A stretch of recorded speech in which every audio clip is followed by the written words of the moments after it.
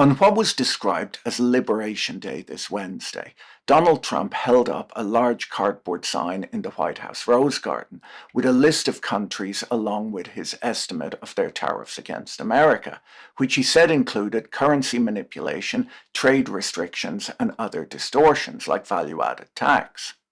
As he revealed his placard, the stock market began its decline to what would soon be the 15th biggest gap down open for the S&P in its history. Joe Weisenthal at Bloomberg described watching the speech as one of the most surreal events in his life, saying that he has seen speeches and press conferences that the market hated before like this, but they had all been given in the middle of a market crisis, and the market plunged because the speaker was seen to not be doing enough. He says that this was the first self-manufactured event like this that he had seen, and what made it worse, he said, was that the administration knew how much damage they would do, but went ahead with even more aggressive actions than anyone had expected.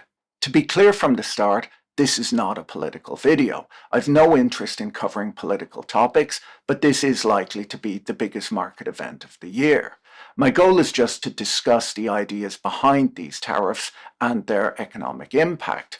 Both sides of the political aisle in the United States had been moving in a protectionist direction in recent years, and Trump's moves are just more extreme than Biden's were, but neither were taking a free markets approach.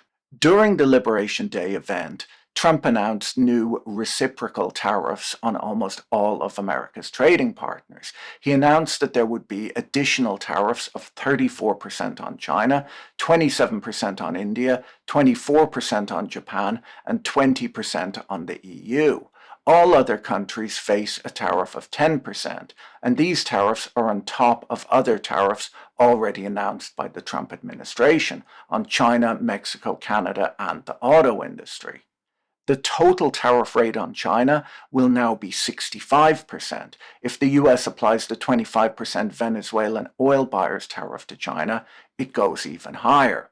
If there was one bright spot, Canada and Mexico were spared additional tariffs, and the new ones won't be added to industry-specific tariffs like the 25% tariff on cars or the promised tariff on semiconductors. America's overall tariff rate will now soar far above its Depression-era level, to the highest rate seen in over 100 years. Tariffs are, quite simply, taxes on goods imported from other countries, which are charged at the port of entry. Despite what some people are saying, foreign countries do not pay these taxes. The companies or individuals bringing the goods into the country pay the tax to the US government. Tariffs have often been used to push a country's citizens to buy domestically manufactured goods rather than imported goods. They're sometimes used in developing nations to protect fledgling industries until they grow and can compete with more advanced competitors from more advanced nations. During the event, Trump confirmed his previously announced tariffs on specific goods, including 25% on steel, aluminium, and foreign-made cars. The Wall Street consensus in the lead up to the event had been that the average tariff rate would rise to between 10 and 20%, with most analysts in the bottom half of that range. The effective rate announced is somewhere between 25% and 30%, so much higher than was expected and up from an average of around 2% before Trump took office. The US is now one of the highest tariff nations in the world, or at least in the developed world. It's still not clear if Trump plans on maintaining these tariffs or if they're a bargaining tool. If the US stuck with these rates, it would do immense damage to the economy. On Thursday, the S&P 500 fell by almost 5%, with the tech-heavy Nasdaq down 6%.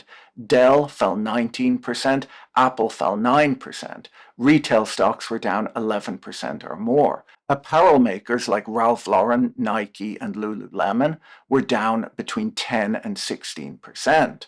The banks were down around 10% too. It wasn't just stocks either. The dollar fell 2%, Treasury yields had a big drop, and oil prices fell too.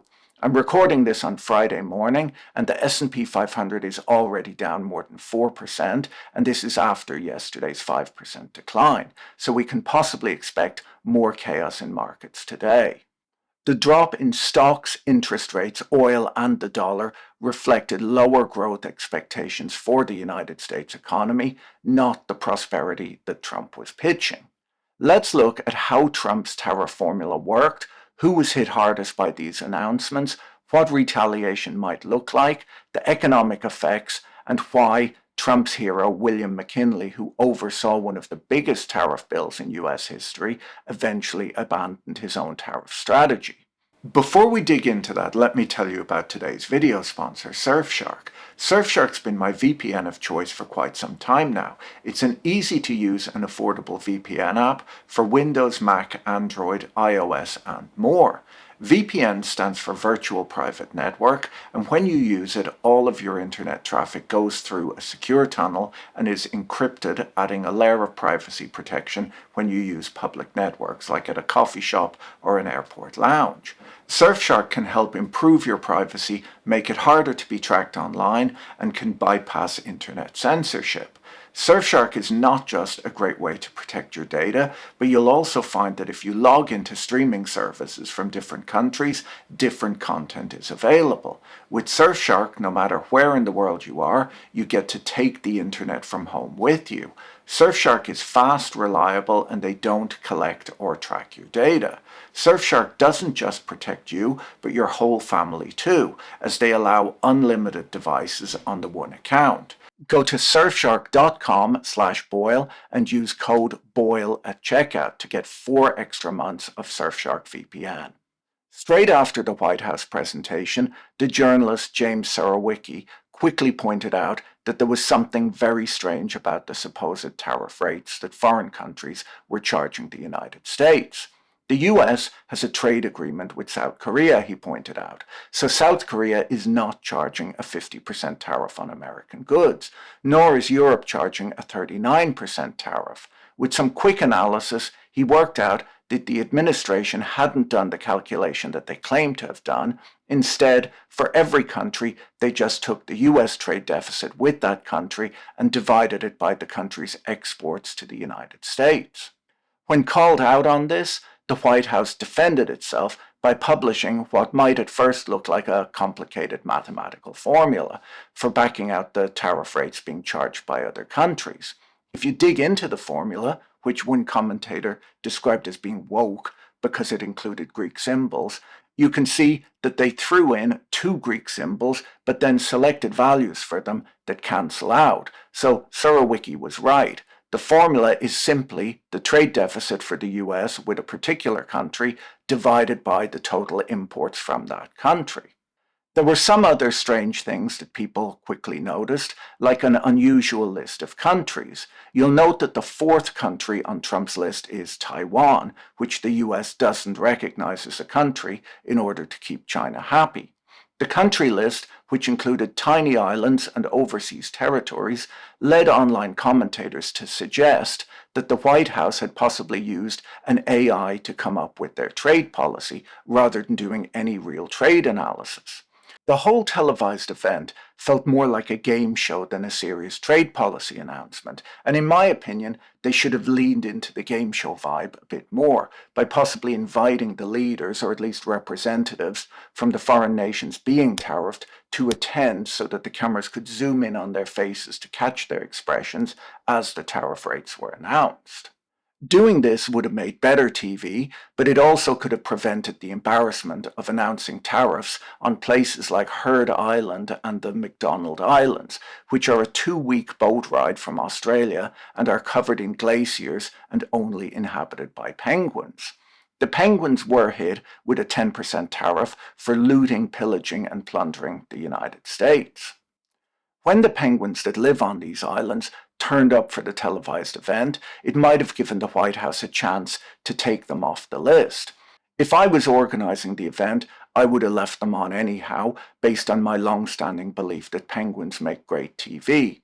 If this YouTube channel gets big enough, I'll eventually add a penguin as a co-host. I'm planning on buying a walk-in refrigerator to store it in when I'm not recording. I haven't really looked into it, but I presume that's how you keep penguins. The penguins got off easy, however. The FT reports that Lesotho, a tiny landlocked African kingdom with a GDP per capita of under $1,000 per year, was hit much harder. Denim manufacturing makes up more than 90% of the manufacturing jobs in Lesotho, and the country had a $235 million trade surplus with the United States, mostly from selling cloth to American brands like Levi's and Wrangler. They were hit with a 50% tariff. The Falkland Islands exported $27 million worth of goods to the United States. Their biggest export is something called the Patagonian toothfish, which is not native to the United States. The Falkland Islands, where less than 4,000 people live, only imported goods valued at $329,000, one-third of which was a single piece of broadcasting equipment. They were hit with a 41% tariff as punishment for the unrelenting economic warfare that they've been waging against the United States. Fortunately for them, they bought that piece of broadcasting equipment last year, or the tariffs would have been even higher. It won't surprise you that the Falkland Islands don't have any tariffs in place on US goods. It's a bit pointless doing that when you have a population of 3,700 people, and you probably feel lucky to be able to get any goods shipped to you to begin with. Madagascar, an even poorer nation with a GDP per capita of $506 per year, doesn't buy much from the United States either. You can only stretch those $506 so far, but they have the nerve to export vanilla beans, which only grow in tropical countries and need to be hand-pollinated and picked, to the United States. They were hit with a 47% tariff, so you can expect to see a lot of growth in America's domestic vanilla growing industry and denim weaving industry as those jobs, which pay as much as $500 per year, are brought back on shore. The fact that the calculation used to determine the tariffs is so strange, combined with the odd list of countries where it appears they use the ISO 3166 country codes without checking if each code represented an actual country, and then stripping out Russia, Cuba, and North Korea, led online commentators to suggest that the analysis had been done using ChatGPT. Just to be sure, I asked ChatGPT how to calculate reciprocal tariffs for the US government, and it delivered a much more coherent plan than the official one that was announced. So I don't think ChatGPT can be blamed for this. Maybe they used Grok. One positive takeaway from the announcement was the relatively soft treatment of Canada and Mexico, where a lot of goods that fall under the USMCA agreement were made exempt from the tariffs. This possibly shows that the US learned one of the big lessons of Brexit, which was the importance of trade with a country's nearest neighbours. Countries typically trade most with their neighbouring countries, and when you break those supply chains, they're very difficult to replace. Exempting pharmaceuticals, lumber, copper, semiconductors, and critical minerals was wise too, but something may be coming on that front soon. Look, it's easy to make fun of tariffs on penguins. In fact, I might start an entire second channel to only do that. But we should consider the other side of the argument, which is that while the calculation might seem a bit bizarre and the analysis might look a little bit rushed, the announced trade measures do target China and its neighboring countries, which are used as transshipping destinations to work around US tariffs on China. At the White House event before announcing his tariffs, Trump listed his grievances and said that he had believed in tariffs as a remedy for trade imbalances for decades. I covered some of this in a prior video, but while the hyperglobalization that began in the 1990s made the world better for most people, blue-collar workers in developed countries lost out when manufacturing work moved abroad to countries where labor was cheap. While global inequality fell, inequality within developed countries grew. As my friend Manoj argued in his book, there was a huge labor supply shock, and laborers in developed countries lost out. On top of all of this, free trade economies began to worry that surplus economies like China, Germany, and Japan were engaging in unfair competition by subsidizing their manufacturing sectors, often at the expense of their household sectors. The suppressed wages in these countries meant that workers produced more goods than they could afford to buy. and exported the surplus. This had the effect, according to Pettis and Klein, of passing on the costs of these subsidies to deficit countries like the United States, the UK, India, and France. Western economies began to see it as a problem that China had both the highest manufacturing share of GDP and the lowest consumption share of GDP in the world. By agreeing to absorb China's excess production, deficit economies were allowing their most aggressive trade partner to set their trade policies for them. Trump is right too that countries can hide economic interference with non-tariff distortions, which are hard to spot. They can subsidize exporters by providing cheap energy and low interest rate loans to favored businesses from state-owned energy companies and banks. They can manipulate their currency lower, benefiting exporting businesses at the expense of importing businesses and consumers. They can overinvest in infrastructure like railways, roads, and ports, which helps the business sector at the expense of the household sector too. Repressive labor laws, restrictions on worker mobility, and low penalties for pollution additionally help the manufacturing sector at the expense of the household sector. In China, for example, industrial zoned land is an order of magnitude cheaper than residential land, and this is another transfer from the household sector to the business sector. When all of these policies are combined, there might be huge transfers from households to businesses which act as subsidies, while also keeping consumption low so that an entire economy is geared up to export goods without importing anything from the rest of the world. In a closed economy, this would naturally rebalance as businesses would be forced to either raise wages to increase consumption or they would have to reduce production due to a lack of demand. In a globalized trading system, the surplus production can be exported. Running an economy this way isn't necessarily a winning long-term strategy. It can be used to kickstart a dead economy, but in the long run, a good economy is one that exports goods in order to get foreign exchange so that they can buy foreign goods that they either need or desire. The problem for export-driven economies like this is that they usually struggle to rebalance from being export-driven to consuming the goods that they produce. From a free market perspective, countries should be happy to import goods from countries who are subsidizing their production. Milton Friedman described export subsidies as a form of foreign philanthropy. Those who argue for fair trade rather than free trade say that persistent subsidized imports can eventually displace domestic production of often strategically important goods. They worry that these subsidies could bankrupt domestic producers and that this becomes a big problem for strategically important goods like steel, semiconductors, airplanes, and ships. Fair traders will point out how car factories can be retooled to build weapons in time of war, but that you can't do this if neither the factories nor the expertise to run them exist anymore. Trump is arguing that tariffs on America's trading partners are necessary to protect US manufacturing and the American worker at a time when US manufacturing jobs have dropped since their peak in the late 1970s. If you agree, based on that logic, that something needs to be done to rebalance global trade, or even just American trade, and despite all of the disagreements, it would appear that both the right and left in American politics do seem to feel this way, with Trump seeming to believe more in tariffs and Biden more in subsidies, it brings us to the question of why the tariffs are being ramped up so aggressively. And additionally, is it necessary to fight with your closest trading partners, many of whom are in the same position as you, rather than working with them? If the goal was to bring factories back to the United States, most economists argue that a more gradual approach to applying tariffs would work better.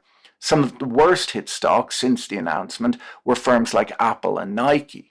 These are very successful American firms who do all of the high value-added design and marketing work in the United States and outsource the less profitable manufacturing work. Apple has been trying to diversify their supply chains in recent years to be less reliant on China, but they can't reasonably move all of their factories back to the United States in the next few months.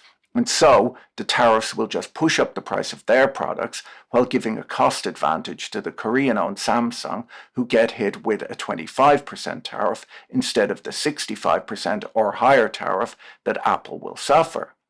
And that depends on if the 25% Venezuelan oil buyers tariff is also being applied.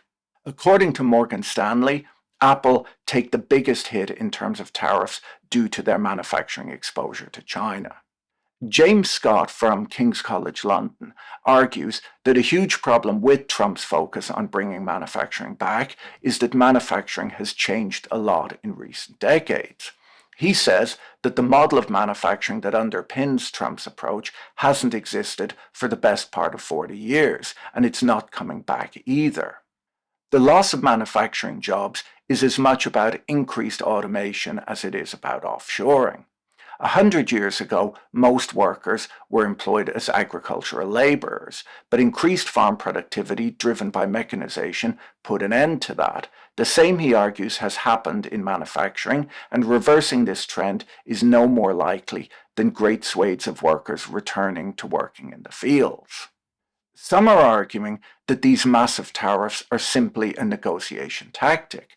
The Trump-supporting hedge fund manager Bill Ackman tweeted yesterday that sometimes the best strategy in a negotiation is convincing the other side that you're crazy. Treasury Secretary Scott Bessent told Republican House lawmakers the day before the announcement, hopefully not as an April Fool's joke, that the reciprocal tariffs represent a cap of the highest US tariff level that countries will face and could go down if they meet the administration's demands. It's not clear that this is true, as if the plan was to negotiate them down or come up with something that doesn't harm America's largest businesses. The fact that each country is getting a different deal makes it extremely difficult to negotiate one by one with each country in a meaningful way over a few days. I don't see how genuine negotiations could be done at the speed needed to avoid harming America's best businesses.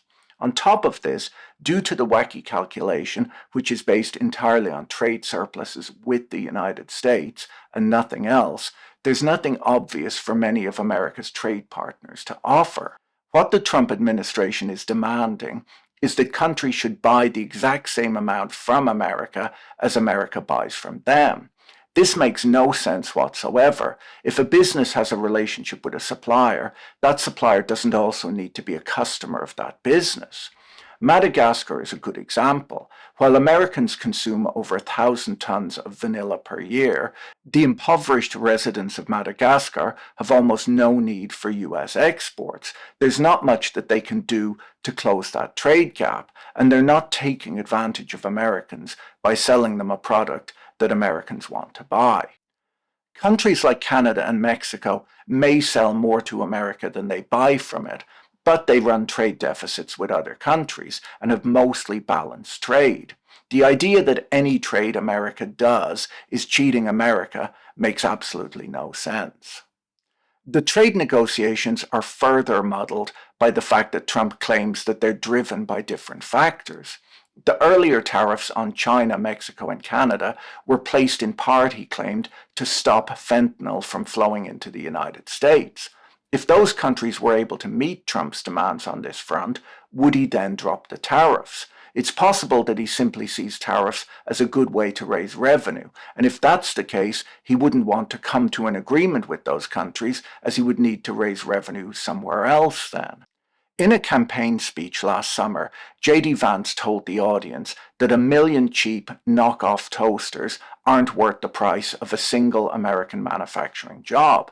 While there's obvious hyperbole in that statement, Vance and Trump do seem to believe that America would be better off if it manufactured more and imported less, and Americans would be better off working in toaster factories than doing whatever job they have now. Most Americans don't actually want these factory jobs that J.D. Vance is so excited about either.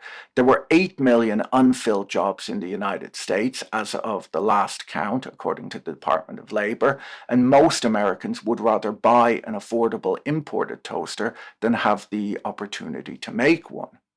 The US economy has been on a run that is the envy of the rest of the world for the last few decades.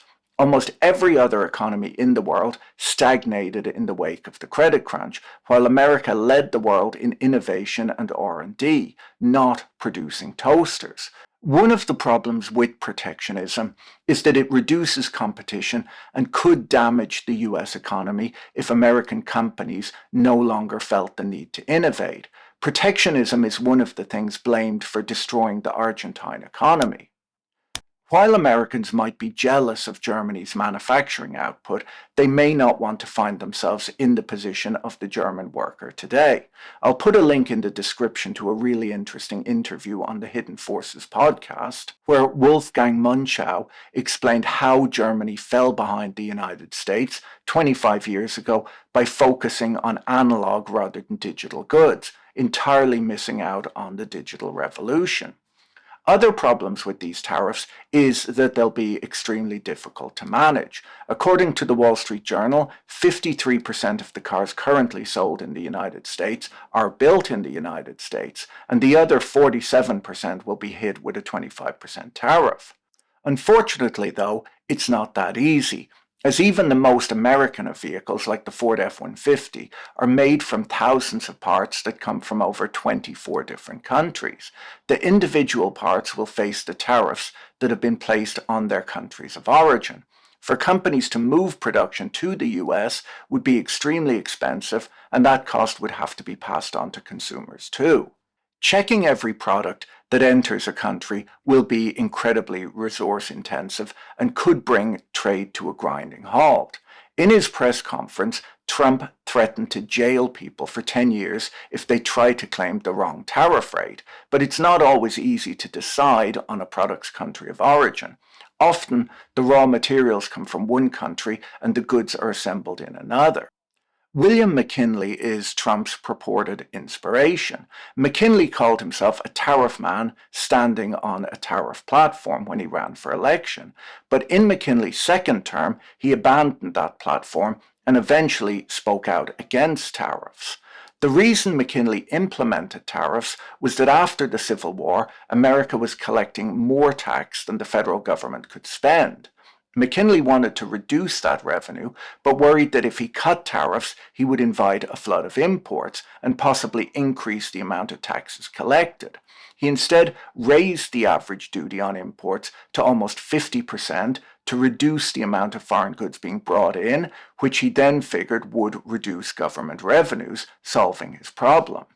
He did like the idea that tariffs would protect American manufacturing too, which it did, and while the tariff cut government revenues as expected, it was not well received by Americans, who suffered high inflation. McKinley's Republican Party lost its majority in the House during the next election.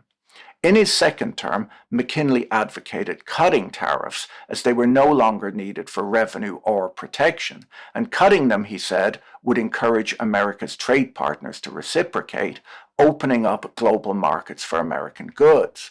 He never got to implement that plan, though, as the day after he gave that speech, he was assassinated and Teddy Roosevelt became president. It's very difficult to know how Trump's tariff plan will work out, as we don't really know what the plan even is. If it's a negotiating strategy, it might not be a great one. Since Trump took office and has been announcing and cancelling tariffs, both consumer and business confidence have been in decline. When consumers are worried, they spend less, slowing the economy. And when businesses don't know what to expect next, they take a wait-and-see approach and don't make any big investments, which can hit growth. A lot depends on how America's trade partners respond. This morning, China announced duties of 34% on all US imports, moving the world closer to a full-blown trade war. The FT reports that European leaders are worried that China will divert exports from America to Europe, meaning that they'll have to erect trade barriers too to defend their markets. If you found this video interesting, you should watch this one next. Don't forget to check out our sponsor Surfshark using the link in the description. See you in the next video. Bye.